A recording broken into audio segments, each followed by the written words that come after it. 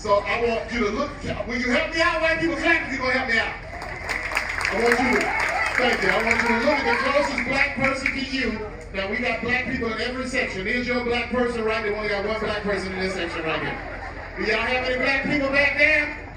Ain't no black people back there? Ain't no black people in that whole section over there? Okay, y'all gonna have to look up here at these black people right here.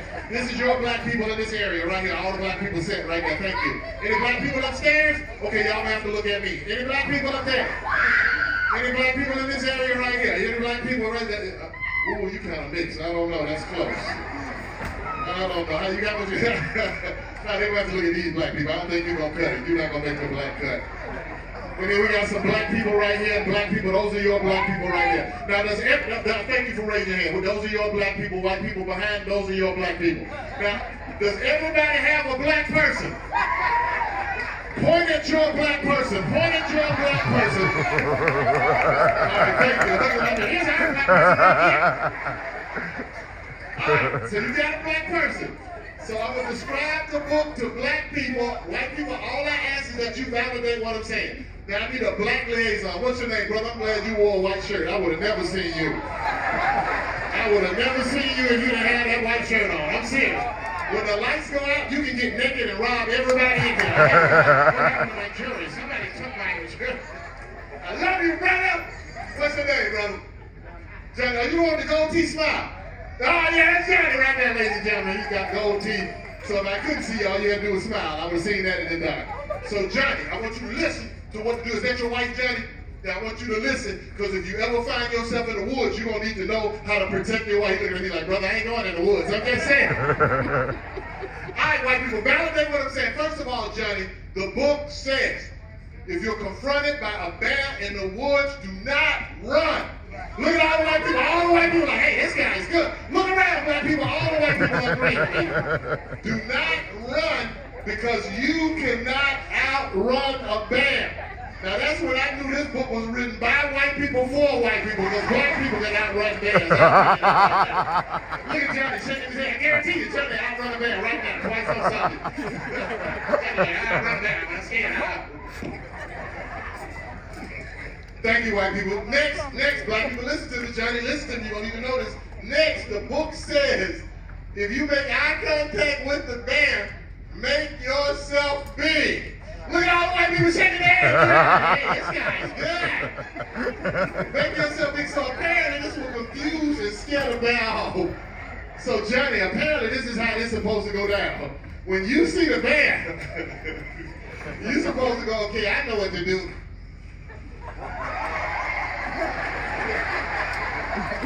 And the bear's supposed to go, okay, this black man is crazy. He think he's bigger than I am. And then I realized, Johnny, I've been way overthinking this, Johnny. Way overthinking this. Because if I'm going to go hiking, who better to go hiking with than a bunch of senior citizens? Because that way I ain't got to outrun the bear. All I got to do is outrun Myrtle.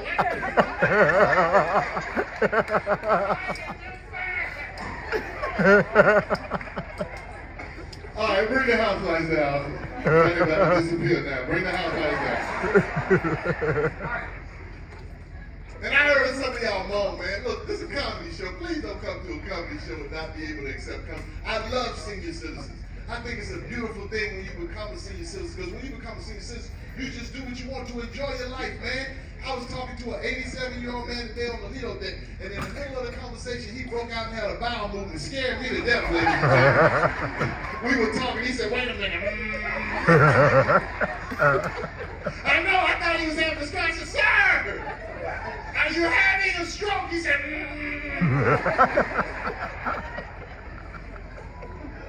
I said, get some prunes in. Oh man, I love doing these family shows, man. Hey, I'm gonna let y'all in on a little secret. When you come, hey, you see what happened? Hey man, I ain't seen nothing. I'm just trying to enjoy this little cruise. I ain't seen nothing. I'm just trying to make it back to Tampa. Don't ask me no questions. Latino person can see something happen right in front of him. You go to him right up happen. Hey, did you see what happened? I ain't no speak English. White person sees something happen. You go to him right up there. Hey, did you see what happened? I sure did. I'm gonna give it to you in chronological order. Here we go. So I'm gonna trust you white people. So I just want to tell y'all how the Punchline Comedy Club came to existence. First of all, how many people have been cruising 14 years or more? 14 years or more, clap if you've been cruising, so you can verify everything that I'm about to say. So before the Punchline Comedy Club, Carnival would have one comedian. That comedian would perform in this theater. He would do an early show, a late show, and then they would have like a variety act who would come and juggle and do all those type of things. But Carnival conducted a survey, and they wanted to know from the passengers, what do you enjoy most when you're cruising? And everybody, about 95% of people said, we love comedy. So Carnival said, let's give the people more what they want. So they came up with the Punchline Comedy Club. And if you recall, shortly after the Punchline Comedy Club came out, they turned it into the George Lopez Punchline. And clap if you remember George Lopez. But then politics came into play, and they were like, we can't have a Mexican on the wall at the back of the club. That's not going to look right, so they got rid of George Lopez. But they kept the name. Now, here's the problem that they faced. Most of the comedians, in fact, all of the comedians, myself included, came from comedy clubs. They went on a mass recruitment of comedy clubs. So when the comedians got here, and they saw they were going to have to do these family shows with little white kids in the audience, they panicked. They didn't feel comfortable with little white kids sitting that close to them. So, this is a true story. You can fact check me on this. They launched a complaint. Oh man, my phone is going off. Oh, my button answer that. That's way too much. Hold on. That's my phone going off up here. Yeah, that is my wife. Who was it? Somebody was at the show last night.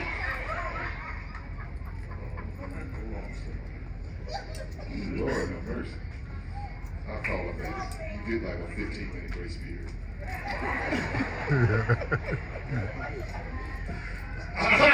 Look, she said, clock is ticking. For you, my wife done scared me. What was I talking about? Oh, thank you, the Punchline Comedy Club. You get that call from your wife, you're like, oh, something wrong. I don't know why this phone, the ring, anybody have ring? Anybody have the ring camera?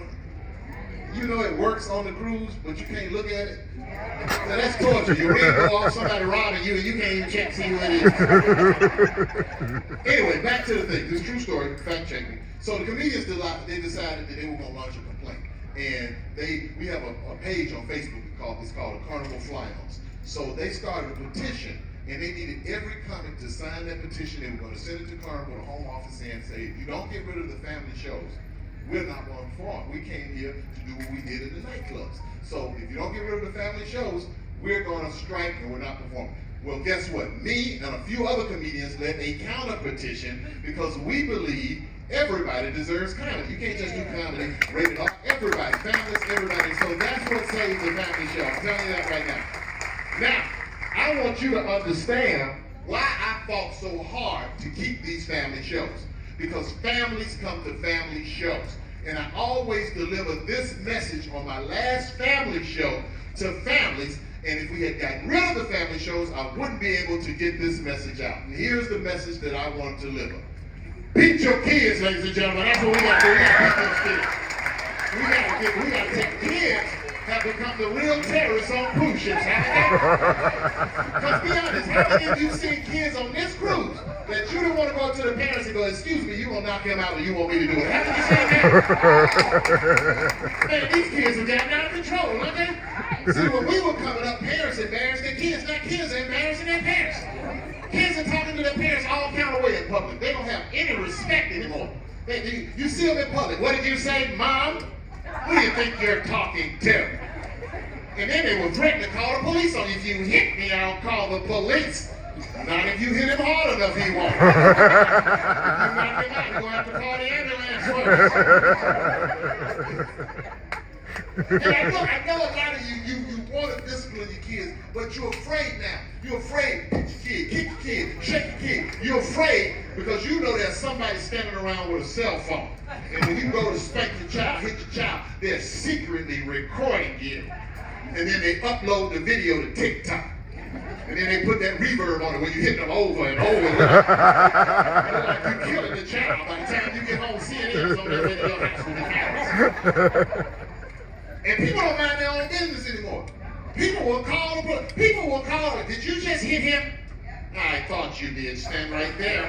Well, let me tell you something. Listen to Dougie Doug. Everybody, for these last few hours that we on this ship, all adults, you have been deputized to be the child.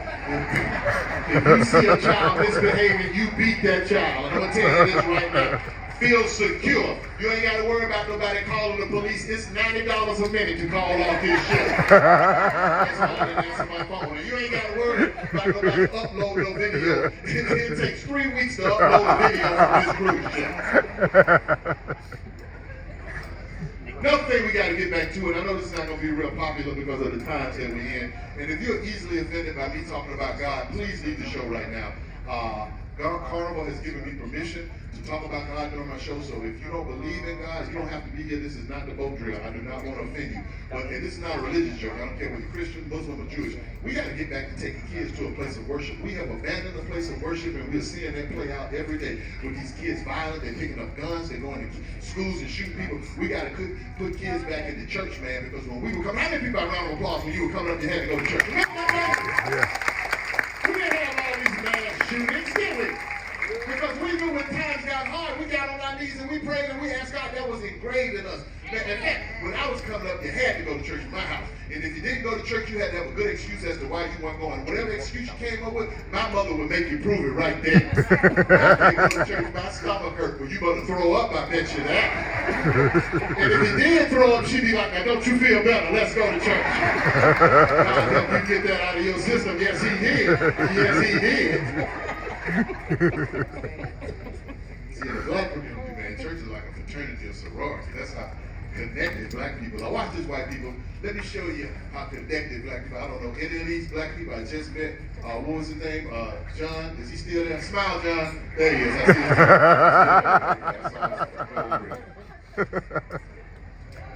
see him. Let me tell you, watch this. Let me show you how connected black people are. I don't know any of these black people, white people, but watch this. Watch black people. God is good. All the time. All the time. God is good. Every black person said that in the room. Did you see that? It was like they were being recruited by Jesus. You see that came to attention? I said that to a white guy last cruise. I said, God is good. He said, he sure is, buddy. He walked up to that white walk in and tell me about God. I know him too. Let me tell y'all, I try to stay up here as long as I can, because when I leave, I got to go back downstairs with the Filipinos, and it's a long walk. It's about 15 decks below. I'm way down. I stay right by the drain plug. I can literally pull the plug and sink there. That's how far down. All the way down to the Philippines. Let me tell you this. Tell you what I'm doing. I'm going to tell y'all this story. And I'm not going to tell you what race these. Somebody need a belt. I keep hearing somebody crying. I got a belt on if you need it. A black one. Teach her early. Teach her early. Teach her she got to behave early. Look at a black woman looking at me now. I don't need you to tell me, but she's screaming too hard. Her diaper need change. Something need changing. She mad? Oh, is she laughing? Okay, well, let me keep going then. Let me just say. I was that funny to a toddler, all right? Especially talking about beating kids. I mean, she's going to turn out to be a good child.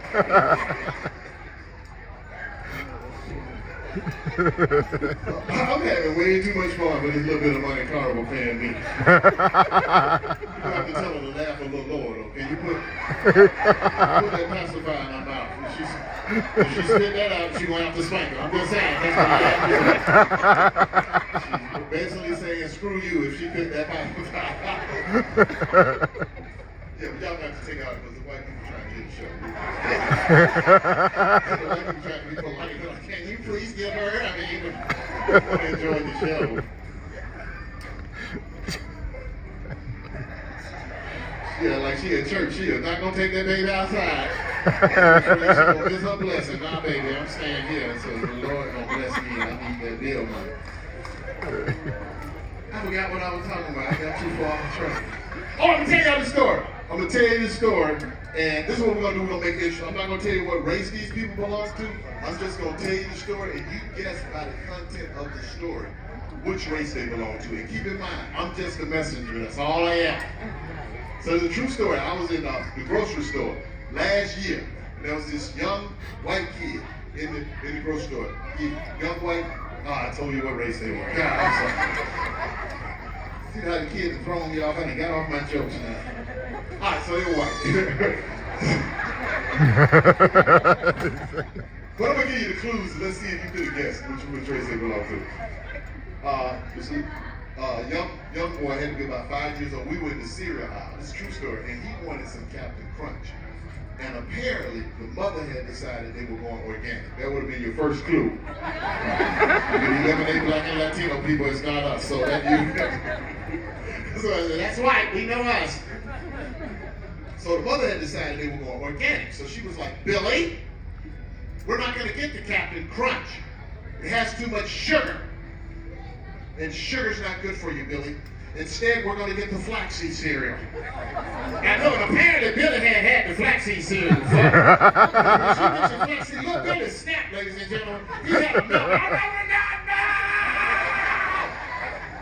I'm not eating the flaxseed cereal. And he took the Captain Crunch and he threw it in the shopping cart. And this is where I felt like he was possessed, like he was Damien, because he looked at his mom and his eyes started rolling behind his head. And he was like, I knew you were going to try something like this, Mom! He said, you're going to like the Captain Crunch.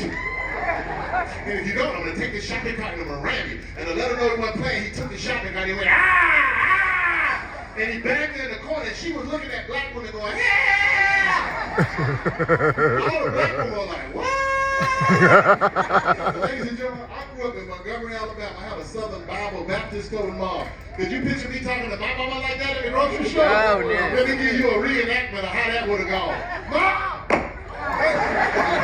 My mama would have taken the Captain Crunch box and shoved it clean up my rectum, ladies and gentlemen. I'd have had Captain Crunch coming out my ears and nose. There would have been other black moms helping her. That's what I get. You ever have one of the moms that can be beating you in public and somebody come up and she can turn around and have a normal conversation with her? She'll be killing you and then turn around and talk to them. I told you don't embarrass me, and then start like that. Hey, how y'all doing? Jesus is on the main line. Yes, he is. Mama say, Mama sa, Jesus is on the main line. Call him up and tell him what you want. Woo! I'm sweating like Mike Tyson at a spelling bee. I only got about 6 more minutes. Hey, I promised everybody that I was going to give my testimony if you were at my other family show. So at this point in time, I'm going to give a quick testimony. And I'll tell you what I'm going to do. First of all, I was incarcerated 22 years ago. I was locked up for. Like I said, we got little white kids here. I was a street pharmacist, and all the white people, what's wrong with that? Uber brings us food. Why can't you deliver drugs? I didn't have my license.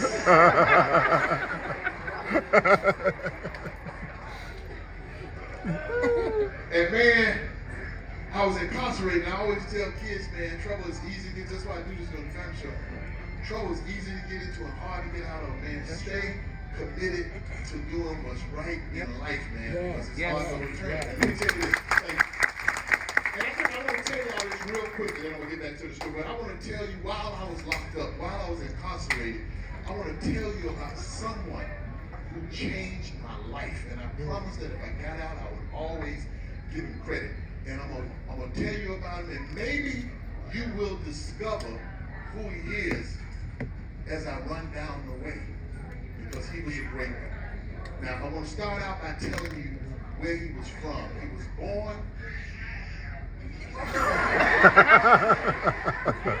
Is she trying to tell me who he is? Hold it down. He was born in an obscure village to a poor peasant woman. He grew up in that obscure village, and when he became 33, he turned into an itinerant preacher. He just went around loving everybody, helping everybody, healing everybody, just doing good. And as a result of all the good things that he did, the government turned on him. They considered him a troublemaker, a rabble-rouser. He broke injunctions. And the irony of this story is that one of his best friends denied he knew him.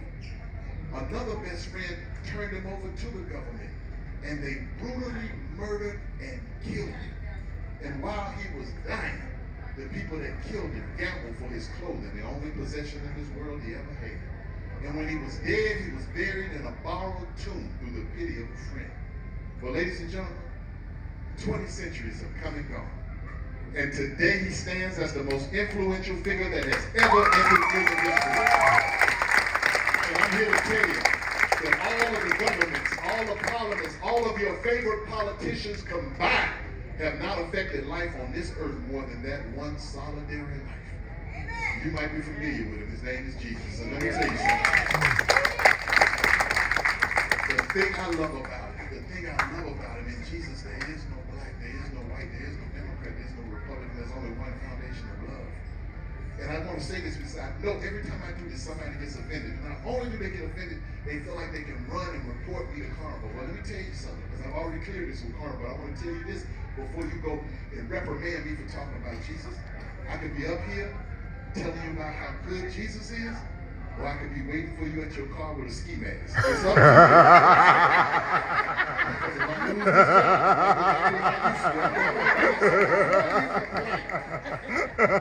be thankful that I'm talking about Jesus, because I used to say other about white people, but I don't do that anymore. The blood of Jesus has changed my life.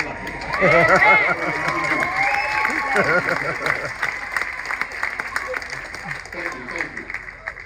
And I just promised I would give God some credit. I'm not perfect. I still curse. I still make mistakes. But when God does something for you, when God delivers you, you got to tell somebody. You got to mention it somehow. And I just had to bring it up. And not only did he deliver me from jail, when I got out of jail, nobody would give me a job. People don't believe, and I always say, if somebody is sincere about turning their life around and you're in a position to help them, because in God's eyes, they're all second chance people. You understand what I'm saying? Because when I got out, nobody would give me a job. I got so desperate, and he led me to comedy. That's how I started doing comedy. You ever been so desperate for a job, you just start lying on the application? You lie so much, you forget what you put. I was on the interview. It says here, you're a chemist?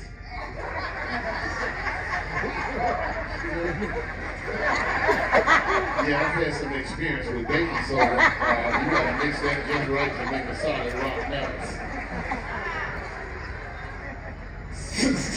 Says here, you work for the state? Yeah, the chemist job led to the state job. It was a program.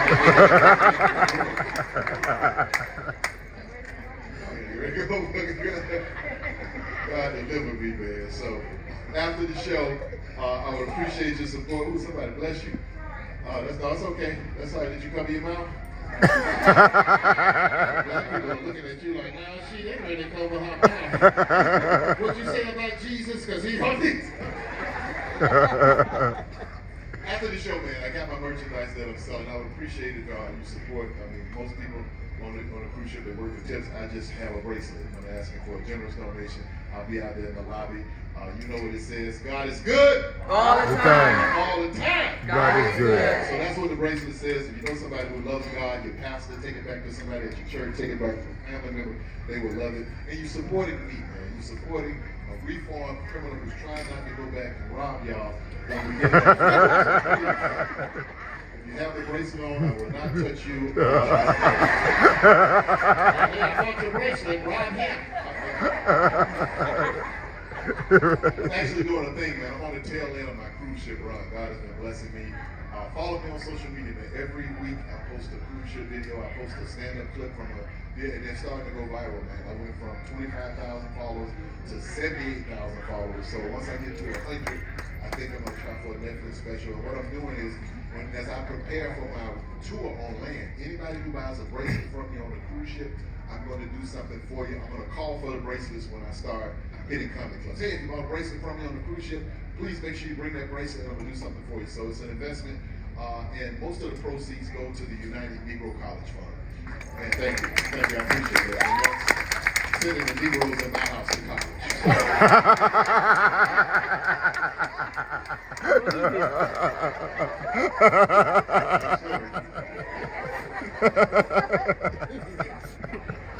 Well, follow me on social media, Mr. Douglas Williams. Mr. Douglas Williams, Doug Williams fan page on Facebook. If you forget, just Google comedian Doug Williams, everything will come up. Look, I want to say this.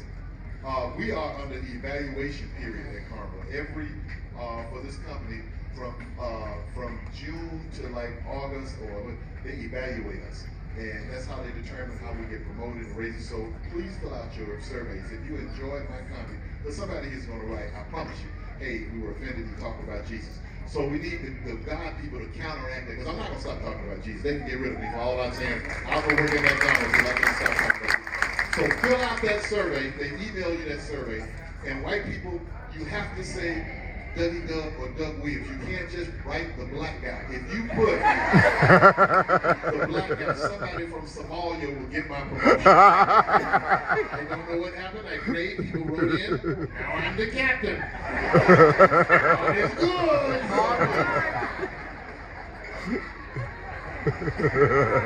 I'm not lying, please.